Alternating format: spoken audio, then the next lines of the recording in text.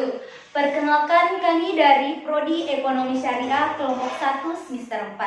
Saya atas nama Riris Krisnawati dan partner saya Eni Mastura. Di sini kami akan mempresentasikan materi mengenai perilaku konsumen muslim terhadap penetapan harga pada permintaan dan penawaran. Tugas ini untuk memenuhi salah satu tugas mata kuliah pengantar ekonomi mikro Islam dari Bapak Dr. Syaparudin SAG MSI yang merupakan dosen sekaligus dekan Fakultas Ekonomi dan Bisnis Islam IAIN Bone. Jadi, tanpa menunggu lama, langsung saja kita masuk pada poin pertama.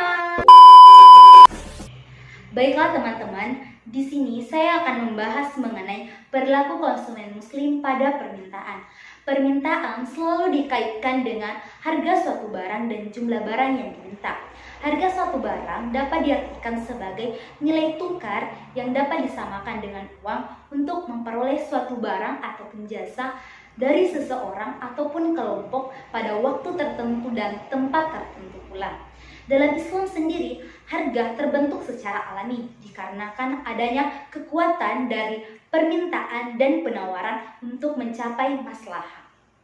Nah, berdasarkan Al-Quran Surah An-Nisa ayat 29 yang artinya, wahai orang-orang yang beriman, janganlah sebagian di antara kamu memakan atau mengambil harta milik sebagian di antaramu dengan cara yang tidak benar ataupun batil, kecuali dengan jalan perniagaan yang dilakukan atas dasar kerelaan antara kedua belah pihak di antara kamu. Nah, berdasarkan ayat ini dapat dikatakan bahwa transaksi yang paling baik untuk dilakukan antara orang lain yaitu adanya saling ridho atau ketidakadanya paksaan antara pihak satu dengan pihak yang lain. Misalnya yang sering kita jumpai, yang sering kita lakukan adalah jual beli.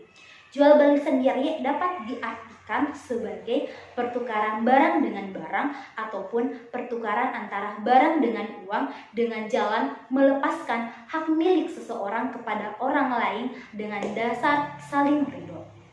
Nah, dengan adanya saling ridho ini tentunya memberikan sikap dan pemahaman kita atas karunia Allah Subhanahu wa taala yang patut untuk kita syukuri, seperti mencapai maslahah. Nah, adapun rukun dalam jual beli yang harus dipatuhi ada empat. Adapun rukun jual beli ada 4. Yang pertama, adanya penjual dan pembeli. Yang kedua, adanya uang sebagai nilai tukar. Yang ketiga, adanya barang yang diperjualbelikan. Dan yang keempat, adanya ijab kabul sebagai sah atau tidaknya jual beli. Nah, jika dikaitkan dengan permintaan tentunya sangat berkesinambungan, di mana ketika harga suatu barang ataupun jasa mengalami peningkatan, tentunya permintaan terhadap jumlah barang ataupun jasa tersebut mengalami penurunan. Begitupun sebaliknya, ketika harga suatu barang ataupun jasa mengalami penurunan, tentunya permintaan terhadap barang atau jasa mengalami kenaikan. Ini tergantung dengan kandungan masalahnya.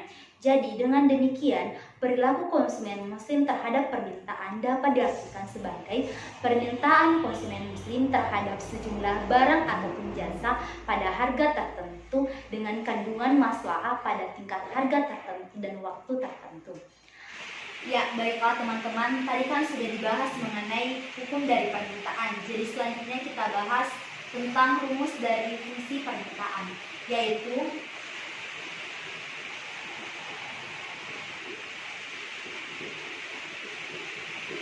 Q sama dengan F. Q diartikan sebagai kuantitas dari barang atau jasa, kemudian F diartikan sebagai persamaan. Nah, persamaan ini ada 3. Yang pertama FE atau faktor eksternal, kemudian ada FI faktor internal, dan M adalah maslahah. Nah, ketiga faktor ini merupakan faktor-faktor yang mempengaruhi suatu permintaan pada barang ataupun jasa. Selanjutnya kita akan bahas mengenai kurva permintaan. Akan ada 4 contoh dari kurva permintaan, yaitu pertama, kurva permintaan pada harga tidak tetap dan maslahah tetap.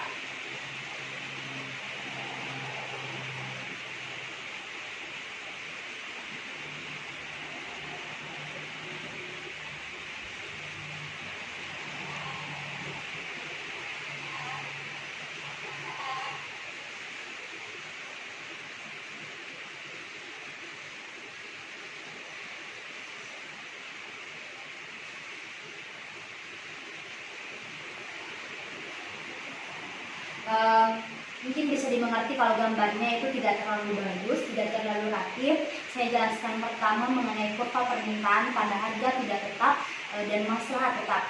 Di mana ketika harga P adalah 10, maka permintaan suatu barang adalah Q20. Lalu ketika harga P mengalami kenaikan yaitu menjadi P20, maka permintaan suatu barang mengalami penurunan yaitu Q10. Akan tetapi kandungan maslahatnya tetap. Jadi dapat diartikan bahwa ketika harga suatu barang naik ataupun turun, maka permintaannya juga akan mengalami kenaikan ataupun penurunan. Tetapi kandungan maslahat pada harga barang dan jumlah barang tersebut tetap sama. Baiklah teman-teman, selanjutnya saya akan menggambarkan contoh dari kurva permintaan di mana harga dan maslahatnya tidak tetap.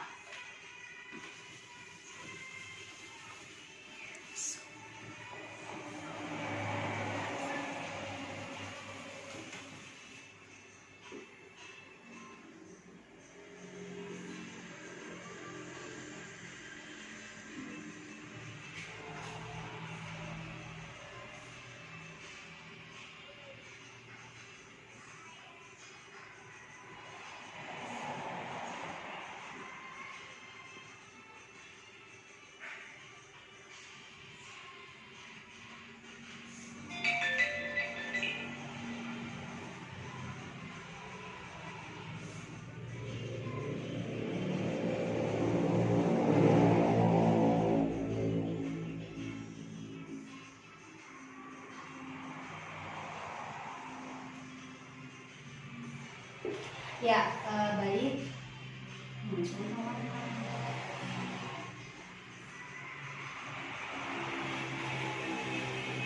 Baiklah teman-teman, di sini saya akan menjelaskan mengenai kurva permintaan pada harga dan maslahat tidak tetap.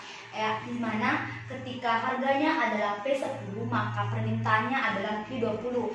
Namun ketika harganya mengalami kenaikan menjadi P20, maka permintaannya juga akan mengalami kenaikan yaitu Q30. Di mana catatannya itu adalah kandungan masalahnya juga akan mengalami kenaikan. Bisa dilihat ketika permintaannya turun, maka ketika permintaannya turun, maka kandungan masalahnya pun akan turun. Begitupun sebaliknya, ketika harga dan permintaannya naik, maka kandungan masalahnya pun naik. Jadi dengan demikian dapat dikatakan bahwa masalah menentukan permintaan dari suatu barang. Ketika kandungan masalahnya tinggi, maka permintaannya juga akan banyak. Begitupun sebaliknya. Selanjutnya kita bahas mengenai kurva permintaan pada harga tetap tetapi masalah tidak tetap. Baiklah teman-teman, di sini saya akan menjelaskan mengenai kurva permintaan pada harga tetap tetapi masalah tidak tetap. Bisa dilihat di sini, di mana ketika harganya adalah P10, maka permintaannya adalah Q1 yaitu 20. Lalu kandungan masalahnya yaitu adalah 14. Tetapi ketika harganya tetap P10 namun kandungan masalahnya mengalami penurunan menjadi 10, maka permintaannya pun juga akan turun menjadi Q2. Artinya ketika meskipun harganya tetap tetapi kandungan masalahnya berubah dari yang tinggi kemudian ke rendah, tetap saja kandungan masalah akan mempengaruhi jumlah permintaan, baik banyak atau tidaknya permintaan yang diminta oleh pembeli ataupun para pelanggan. Selanjutnya saya akan bahas mengenai kurva permintaan pada tidak memiliki maslahat. Baik, bisa dilihat di sini.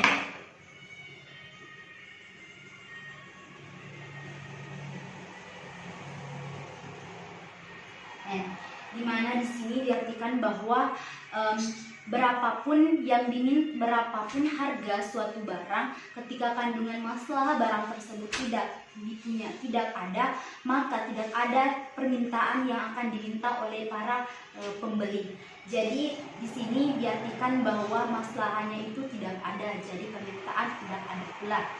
Mungkin hanya itu dari saya masuk pada elastisitas permintaan. Di sini saya akan membahas mengenai rumus dari elastisitas permintaan, di mana rumus elastisitas permintaan itu adalah ED sama dengan delta QD per delta PD dikali delta PD per delta PD, di mana delta PD ini merupakan kuantitas dari harga barang tersebut dan delta PD ini merupakan harga suatu barang tersebut, yaitu delta QD diartikan sebagai Q2 ataupun dikurang Q1. Kemudian delta PD diartikan sebagai P2 kurang P1. Baiklah teman-teman, mungkin hanya itu penyampaian materi dari saya mengenai perilaku konsumen muslim terhadap permintaan. Selanjutnya akan dilanjutkan oleh teman saya. Baiklah teman-teman, di sini saya akan melanjutkan pemaparan materi dari teman saya tadi. Nah, adapun materi yang saya sampaikan di sini yaitu perilaku penawaran muslim. Sebagaimana yang sudah dijelaskan tadi oleh teman saya bahwa di dalam transaksi harus saling ridho, yakni atas dasar interkasih penawaran dan juga permintaan dalam menawarkan barang atau jasa di dalam jual beli tersebut. Nah, kata saling ridho sendiri sangat erat kaitannya dengan pemahaman dan juga pikiran manusia atas dasar nikmat yang telah Allah berikan kepada kita.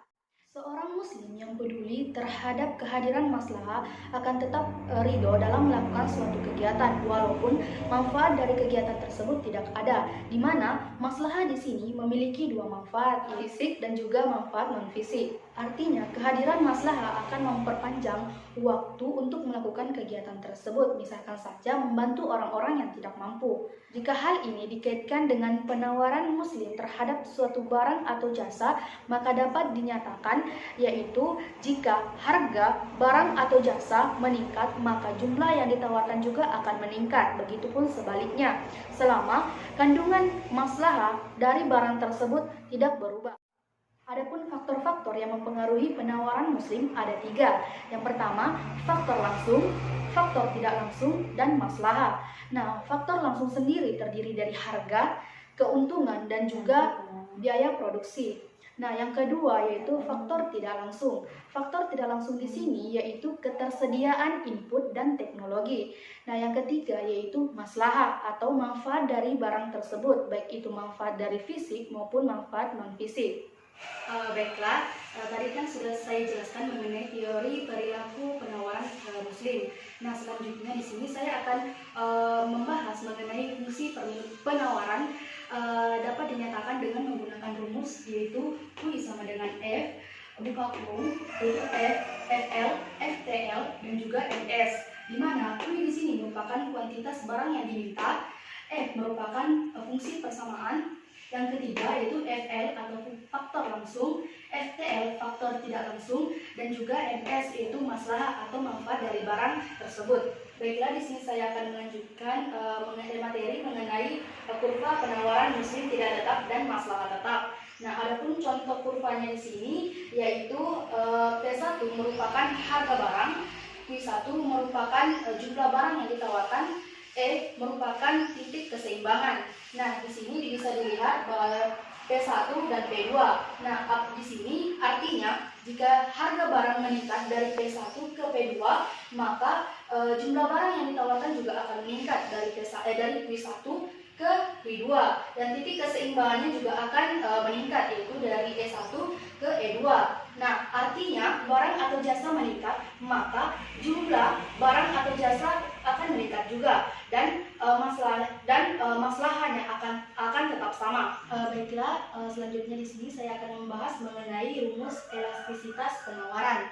Nah, adapun contoh rumusnya di sini yaitu ES sama dengan delta QS per delta PS dikali delta PS per delta QS, di mana ES di sini merupakan elastisitas penawaran, QS merupakan kuantitas barang dan jasa yang ditawarkan, PS merupakan harga barang dan jasa yang ditawarkan. Oke teman-teman, itulah tadi penyampaian materi dari kami berdua. Semoga apa yang disampaikan dapat dimengerti dan terima kasih atas perhatiannya. Dadah!